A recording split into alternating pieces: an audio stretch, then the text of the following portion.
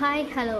இன்றைக்கி நம்ம பார்க்க போகிற டாபிக் பார்த்திங்கன்னா கடைசி பெஞ்ச். ஆமாங்க, ஸ்கூல் ரிலேட்டட் ஸ்டோரி. வாங்க கதையை பார்த்துடலாம். ஒரு சின்ன கிராமத்தில் சிவா என்ற பையன் இருந்தான். அவன் பள்ளியில் எப்போதும் கடைசி பெஞ்சில் தான் உட்காருவான். படிப்பில் அவ்வளவு ஆர்வம் இல்லை. ஆசிரியர் கேள்வி கேட்டால் பதில் சொல்ல மாட்டான். ஆனால் எல்லோரும் அவனை ஒன்றுமே தெரியாத பையன் என்று நினைத்தார்கள்.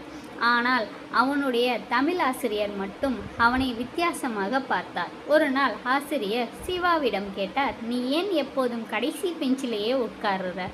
சிவா சிரித்து கொண்டே, மிஸ், முன்னாடி உட்காந்துருந்தா எல்லாரும் என்ன பார்ப்பாங்க, கடைசியில் இருந்தால் யாருமே கவனிக்க மாட்டாங்க என்றான்.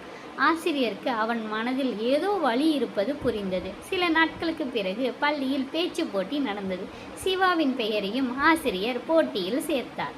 அவன் பயந்தான். மிஸ், என்னால் முடியாது. ஆசிரியர் சொன்னார், உன்னால் முடியாதுன்னு நீ முடிவு பண்ணாதே, ஒரு முறை முயற்சி பண்ணி பாரு. அன்று மேடையில் ஏறிய சிவா முதலில் நடுங்கினார். ஆனால் பேச ஆரம்பித்ததும் எல்லோரும் அமைதியாக கேட்டார்கள். அவன் பேசியது படிப்பை பற்றி இல்லை. ஒரு குழந்தையை அவன் மதிப்பெண்ணை பார்த்து மட்டும் மதிப்பிடாதீங்க. சில குழந்தைங்களுக்கு புத்தகத்தில் திறமை இருக்காது, ஆனால் வாழ்க்கையை புரிந்து கொள்ளும் திறமை இருக்கும். அரங்கமே கைத்தட்டியது. அந்த போட்டியில் சிவா தான் முதல் பரிசு வென்றான். பல வருடங்கள் கழிந்தது. அதே பள்ளியில் புதிய ஆசிரியர் ஒருவர் வேலைக்கு வந்தார்.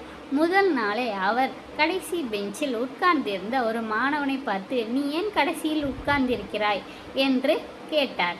அந்த மாணவன் மெதுவாக, எனக்கு படிக்க வராது சார் என்றான். அப்போது ஆசிரியர் சிரித்து கொண்டு சொன்னார், அதை யார் சொன்னது?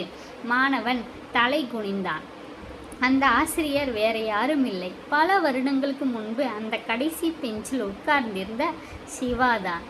அவன் ஆசிரியராகி தன்னை போலவே ஒதுக்கப்பட்ட குழந்தையை முன்னேற்ற வேண்டும் என்று முடிவு செய்திருந்தான். ஒரு குழந்தை எங்கே உட்கார்ந்திருக்கிறான் என்பது முக்கியமில்லை, அவனுக்குள் என்ன இருக்கிறது என்பதை யாராவது ஒருவர் நம்பினால் அவன் வாழ்க்கையே மாறிவிடும். நன்றி.